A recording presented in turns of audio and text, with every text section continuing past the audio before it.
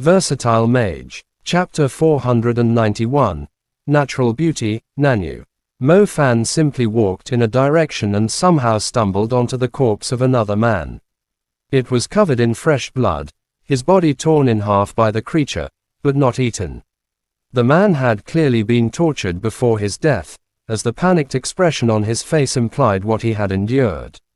It was difficult to tell how many magicians had died in the wild while searching for treasure, yet without these magicians risking their lives in demon beasts' territories, humans would be far weaker than demon beasts.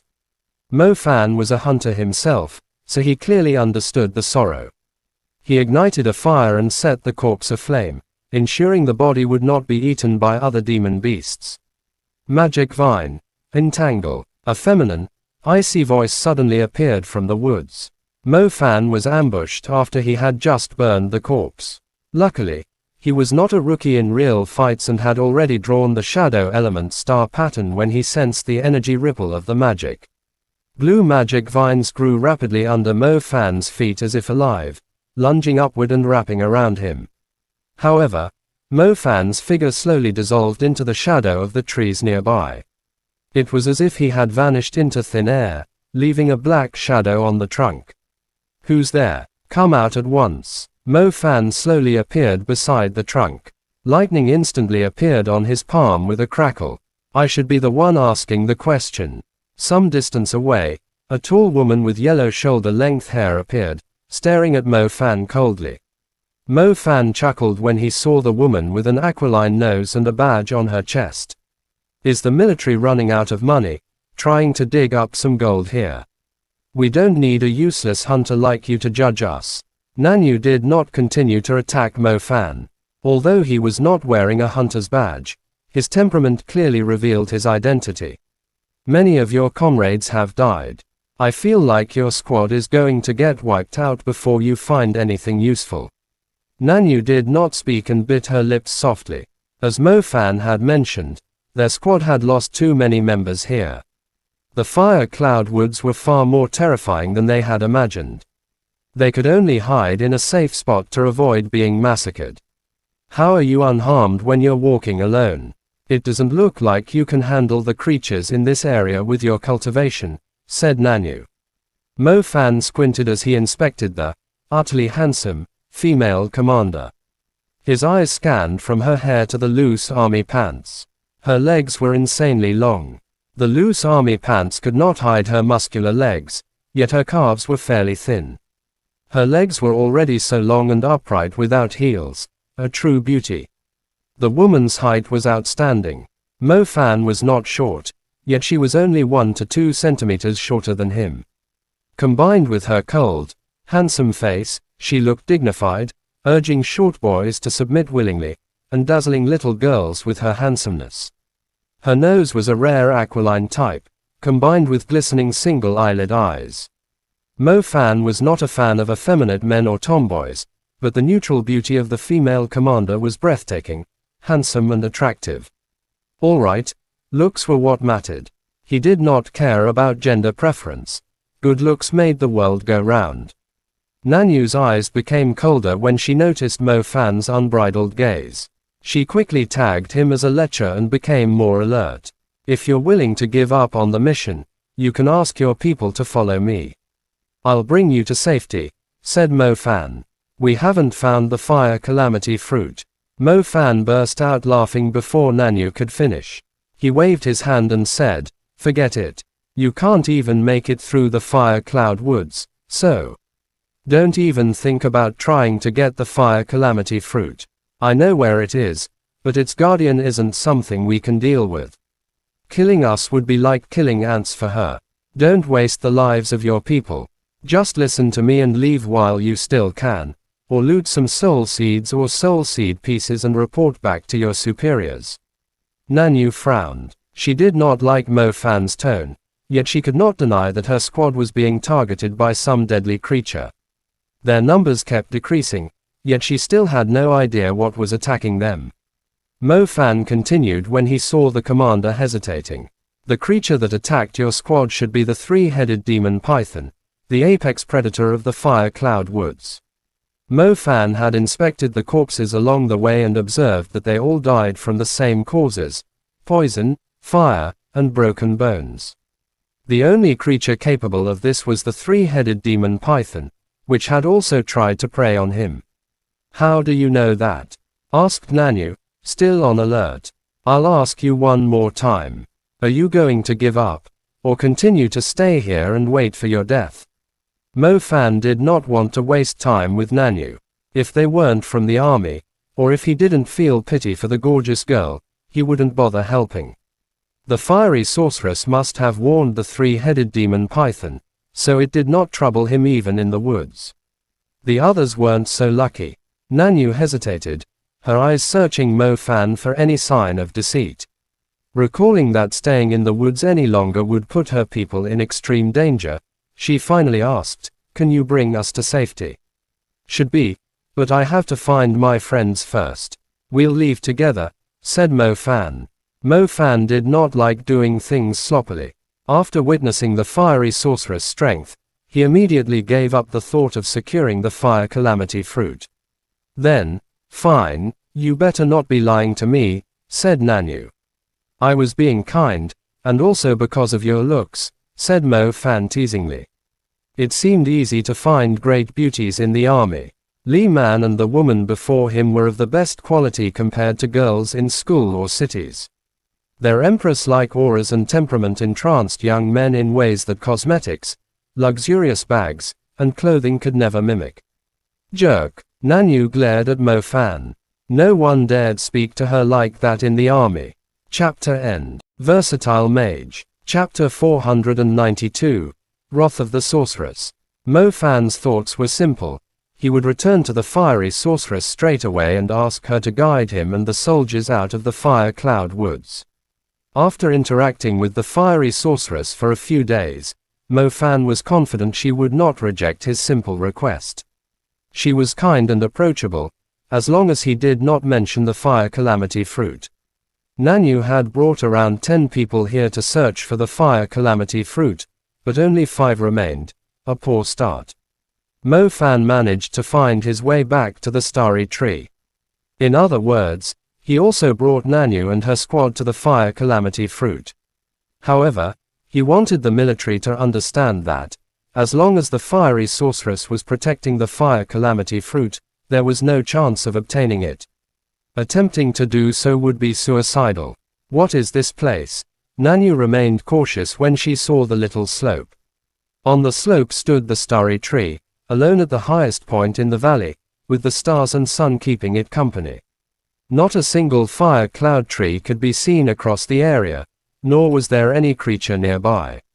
The slightly bent trunk of the starry tree almost covered the space on the slope, and its dense branches were within reach of a hand.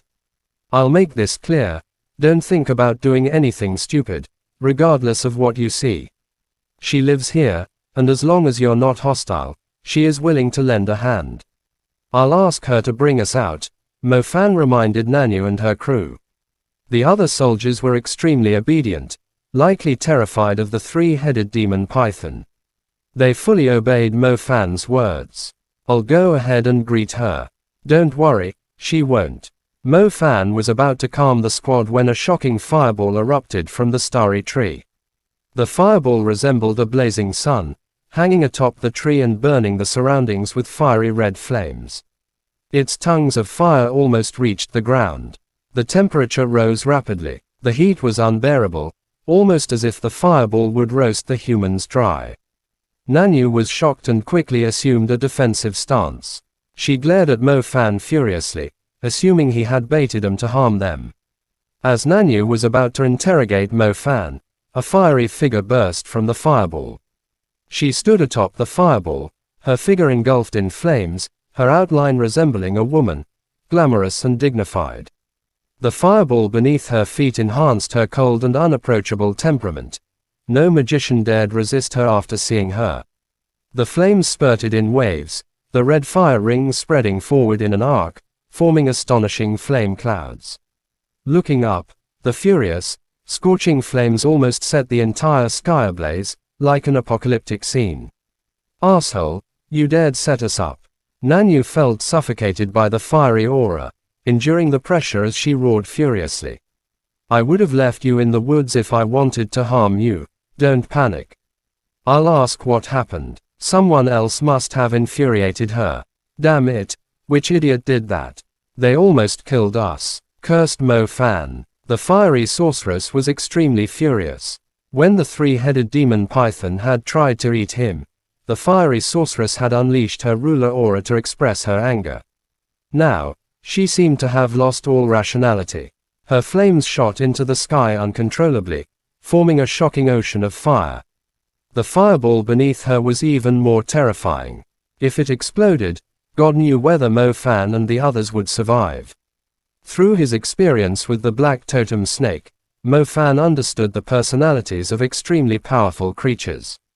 He knew the fiery sorceress was not the type to massacre aimlessly. She was kinder and more compassionate than the black totem snake. Someone must have stepped on her tail. The fire calamity fruit. The fire calamity fruit on the starry tree had disappeared. The fire calamity fruit was like the fiery sorceress inverse scale. Its absence explained her fury. Mo Fan quickly concluded this.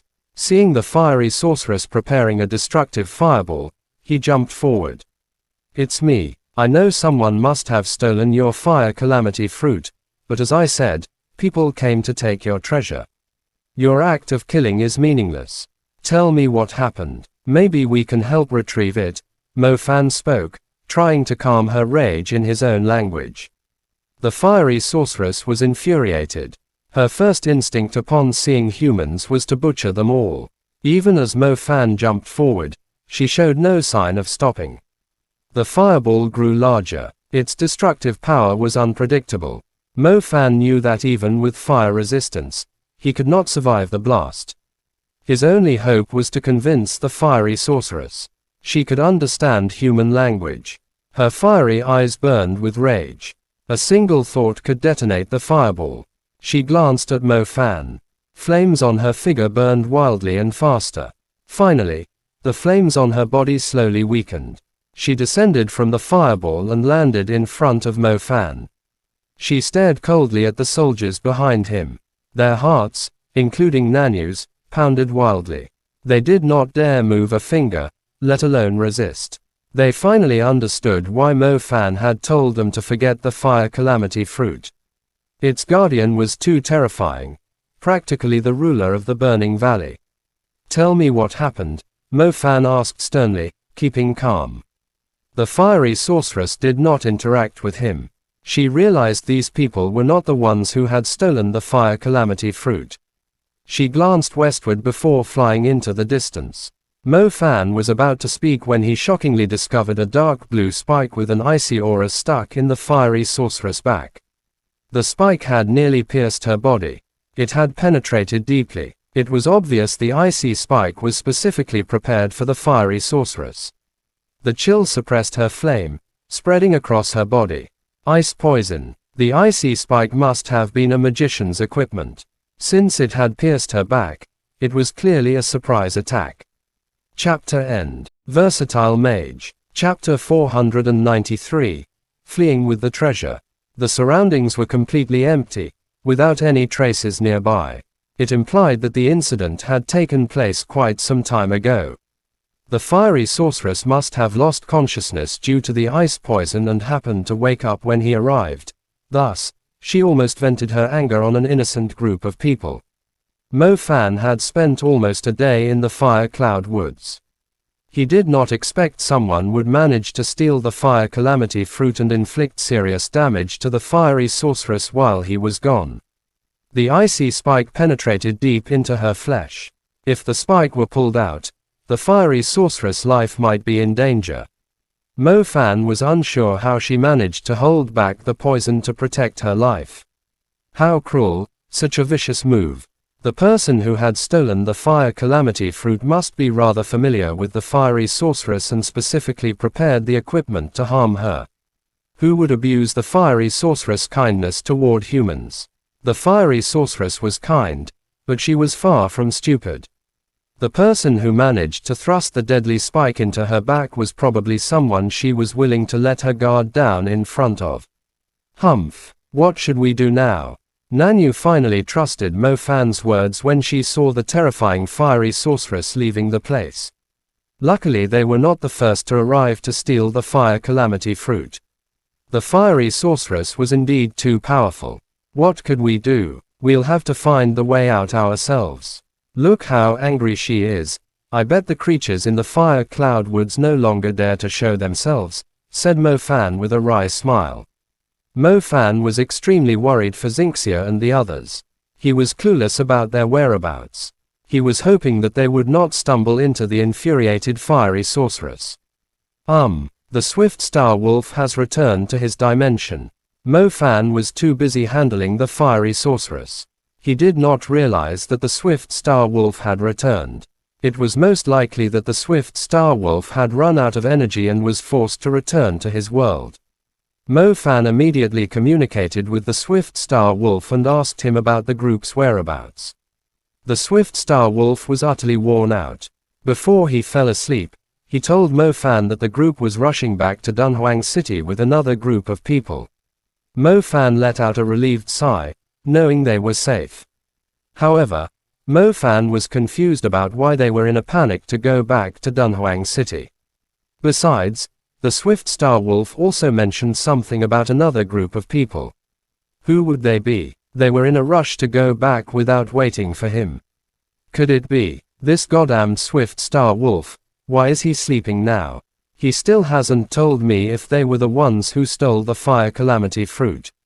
Humph. Inside the drifting sand river, Zhao Yulin's crew was well prepared and able to cross the drifting sand river safely without the help of a psychic magician. Luckily I've made some precautions. Otherwise, we would have troubles crossing the drifting sand river. The fiery sorceress has to cross the drifting sand river when she leaves the burning valley. The ruler of the drifting sand river will buy us some time. We should make use of the chance to escape, the person wrapped in white cloth said with a hint of joy. Chen Yi, you've done well. The liquid of the fire calamity fruit is able to cure your mother, and the rest of it has other uses too. Zhao Yulin led the group with a joyful expression. He did not expect their plan of stealing the fire calamity fruit to be executed so smoothly. Was the fiery sorceress really intelligent? Why did he feel like she was fairly stupid to trust them so easily? Chen Yi tried to say something, but she could not find the words. On the other desert fire horse, Lingerling sat closer to the front on the saddle while Xinxia sat in the middle of it. They had witnessed the entire sequence and still found it extremely unbelievable. According to Chen Yi's explanation, the fiery sorceress had saved Chen Yi's mother before. On top of that, her mother had lived a few years with the fiery sorceress. Therefore, when they arrived at the fire cloud woods, it was reasonable for the fiery sorceress to welcome them warmly. However, they never knew the fiery sorceress was the fire calamity fruit's guardian, and they did not expect Chen Yi's mother would ask Chen Yi to sneakily attack the fiery sorceress. As a matter of fact, Xinxia and Lingerling found it hard to agree with the ungrateful act. However, it was possible that Chen Yi's mother had a twisted personality because of her despair after her face was destroyed by the burns. She completely ignored the fact that the fiery sorceress had saved her life in order to gain a chance at a new life and planned a trap for the fiery sorceress. Lingerling, what do you think? Whispered Xinxia. Something feels strange. I don't think the whole thing is as simple as it seems. However, the fiery sorceress is trying to hunt us down. We have to leave this place first, answered Lingerling. Xinxia nodded. The group kept fleeing. Zhao Yulin and Chen Yi's mother, Jiang Feng, let out relieved sighs when they finally crossed the drifting sand river. No one dared to oppose the fiery sorceress in the North Burning Valley. She was the ruler of the place, with unmatched strength. However, things were different after they crossed the drifting sand river. The drifting sand river had become restless for some unknown reason.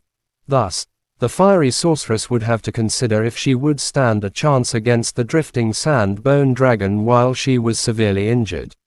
The presence of the fiery sorceress was rather outstanding. Once she came close to the drifting sand river, she would awaken the ruler of the drifting sand river, the drifting sand-bone dragon, which would buy the group enough time to return to Shanghai. Upon arriving at Dunhuang, Zhao Yulin knew it was unwise to stay any longer.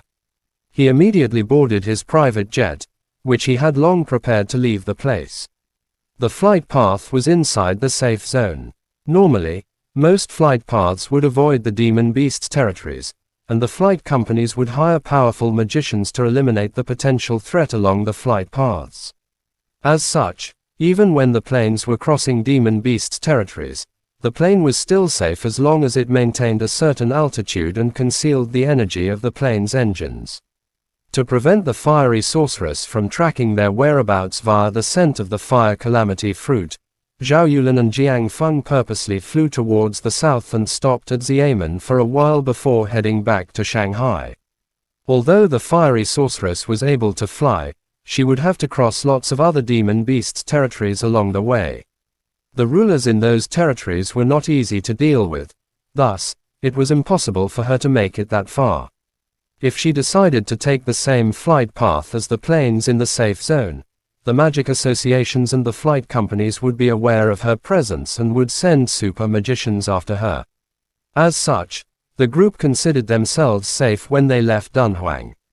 Zhao Manyan, Lingeling, Xingxia, and Zhang Xiaohou initially planned to stay and wait for Mo Fan, but Zhao Yulin gave them no room for negotiation and forced them to go with him. Zhao Yulin's strength was fairly outstanding, so it was useless for them to try and fight back. They had no choice but to go back to Shanghai. In simple words, since the husband and wife had infuriated the ruler of the Burning Valley, everyone in the group was forced to leave Dunhuang if they were planning to stay alive, as Dunhuang's army was probably not strong enough to stop the fiery sorceress. Chapter End. Versatile Mage. Chapter 494. Fire Across Shanghai, Part 1. It all happened so quickly. Zhao Manyan, Zhang Xiaohou, Lingeling, and Xingxia did not expect it.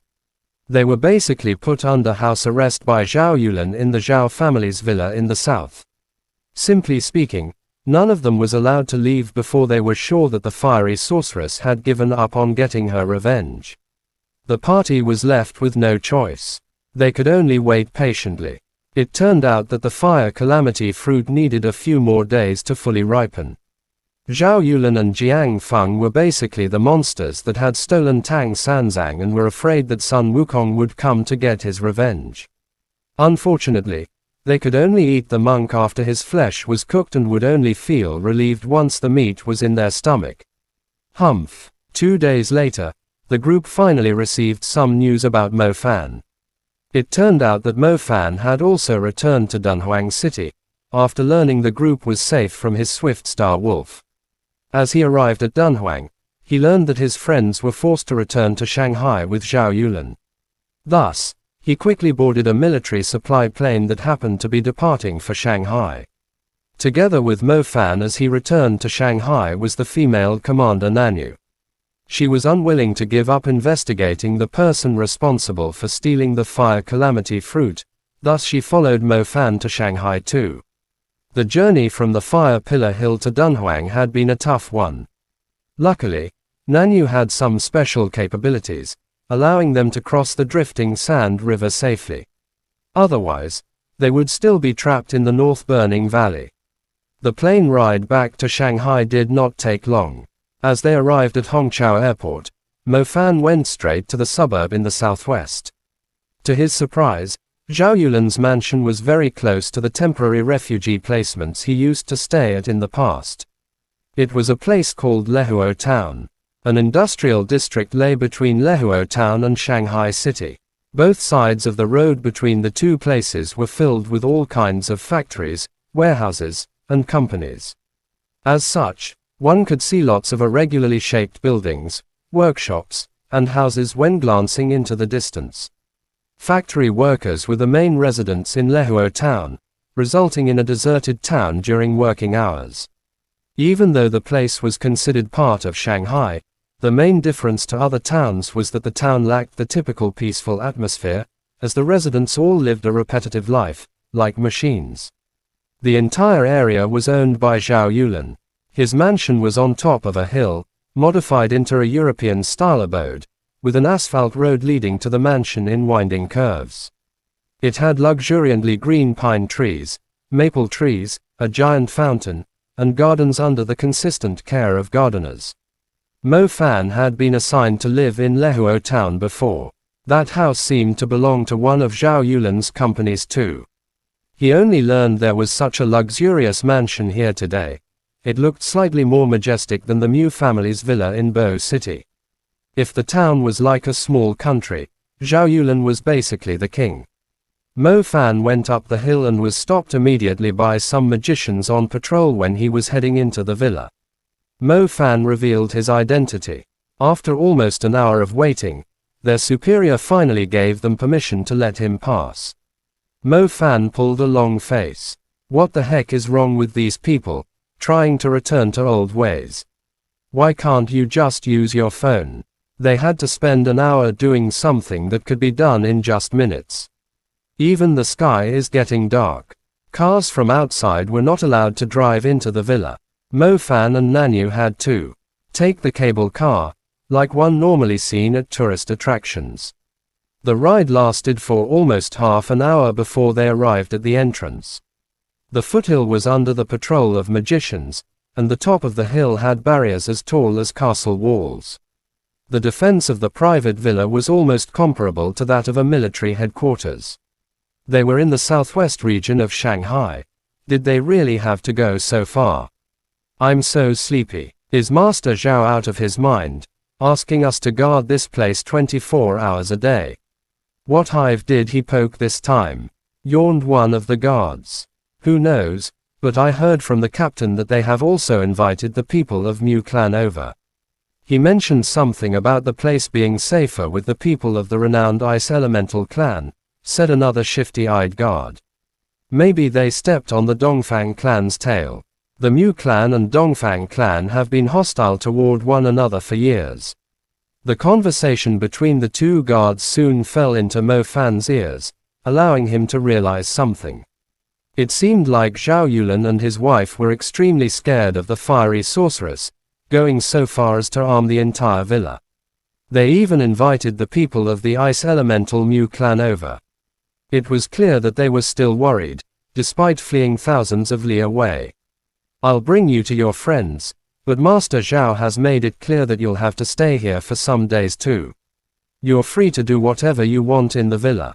We've got entertainment facilities, meditation rooms, training grounds, and practice courses too. Fourth young master will guide you around, said Hyan, the captain of the guards. How many magicians are there in the villa? Asked Mo Fan. 123. Everyone is allocated here by the clan. We also hired some of the experts from other renowned families that we're close with. If anything happens, please don't make a fuss about it. We are under a media blackout. Once everything returns to normal, Master Zhao will reward you greatly, said Hyan sternly. Don't worry about the reward. Hongqiao Airport. A cab was driving at a high speed on the busy highway. Many curses were uttered along the way. As the cab drove to somewhere remote, the passenger in the back seat demanded to get off the ride, leaving the kind cab driver confused. Don't you have a high fever of 41 Celsius? I'm sending you to the hospital now. The driver raised his cap. To his surprise, the passenger forced the door open and jumped into the bushes at the side of the road. Before the driver could react, the passenger was suddenly engulfed in flames. The fire spread from her feet to her waist before rising to her head, leaving the driver dumbfounded. He had never heard of anyone being set aflame from a fever. The fire on the passenger was like a terrifying demon, which slowly separated from the passenger while it was still burning on her. The fire slowly took the shape of a glamorous humanoid figure, and the person who had been possessed fell to the ground in a weakened state, totally losing consciousness. The fiery figure slowly floated into the sky. She did not cast any magic, yet as her aura spread toward the surroundings, it felt like the highway was struck by an energy pulse, stalling all the vehicles and causing their tail lights to blink rapidly. A few seconds later, the engines of the vehicles burst into flames. The fire immediately spread to the rest of the cars. Under the night sky, the entire highway was left in a standstill. Thousands of vehicles within a few kilometers suffered spontaneous ignition, resulting in the breathtaking sight of a shocking fire dragon on the highway. Luckily, the vehicles were not moving at high speed, and the drivers were able to escape in time. Otherwise, many innocent lives would have died in accidents. Chapter End. Versatile Mage. Chapter 495. The Empress of the Burning Valley arrives. Part 2. Lehuo Town, Yulan's Villa. The open-air pool reflected different colors under the LED lights. The water was extraordinarily clean, giving off a hint of elegance and nobility when lit by the colorful lighting. A well-decorated table stood beside the pool, with various snacks and fruits arranged neatly on top. Lingerling, Zhang Xiaohou, Zhao Manyan, Chen Yi, and Xingxia were seated at the table. The day was fairly cold, so none of them was interested in swimming.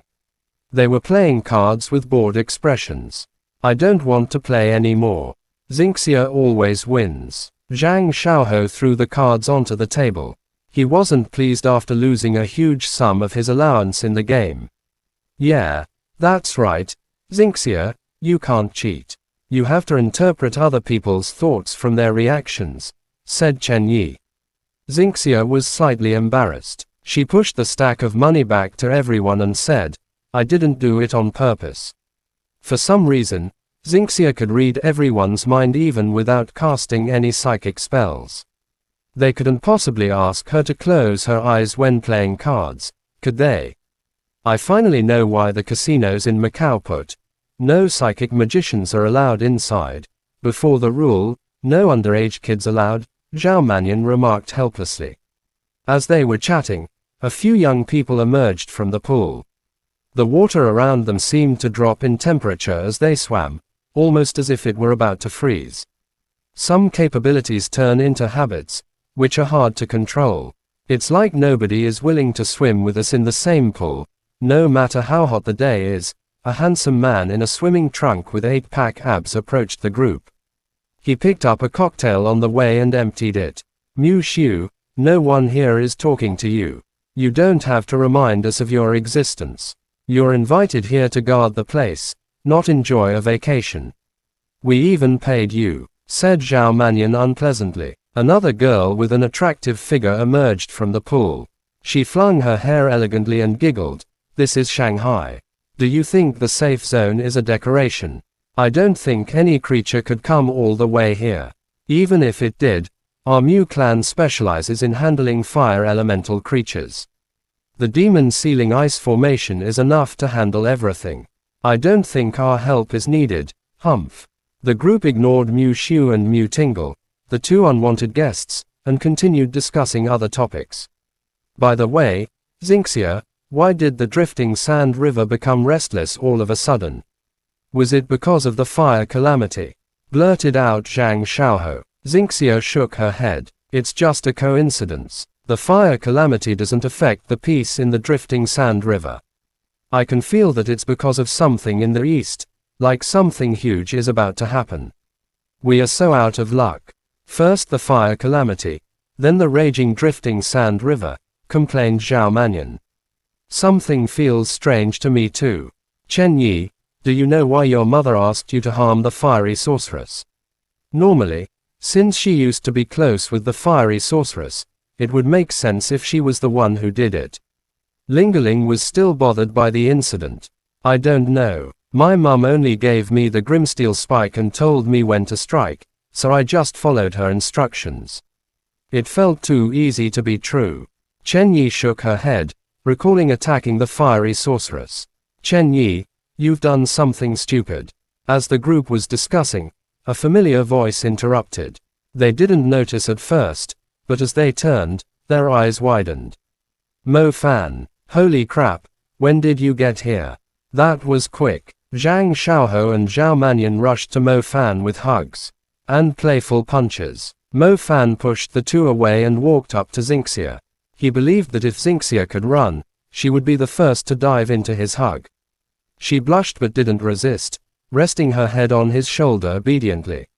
And you are?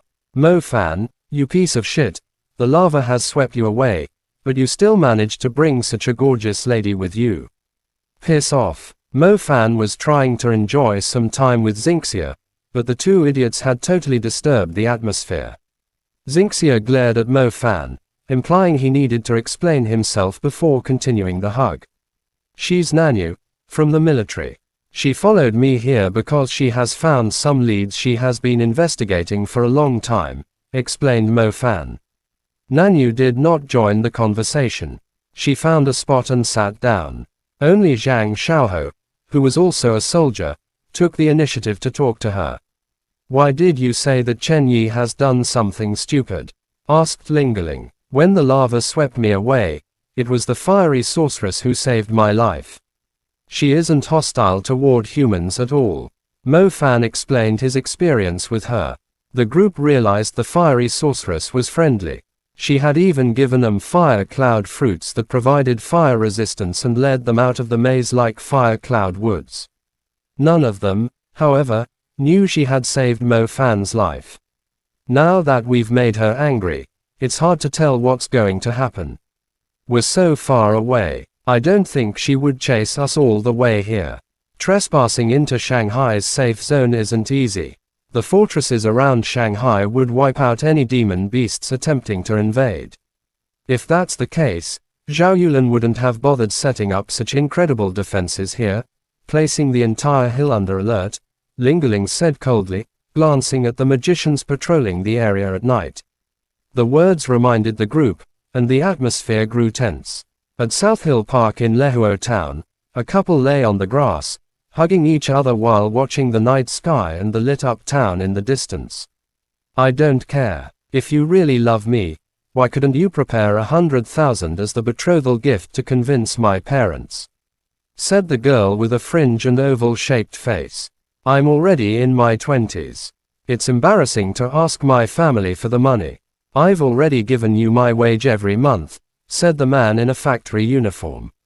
The girl was not willing to listen. She raised her head arrogantly.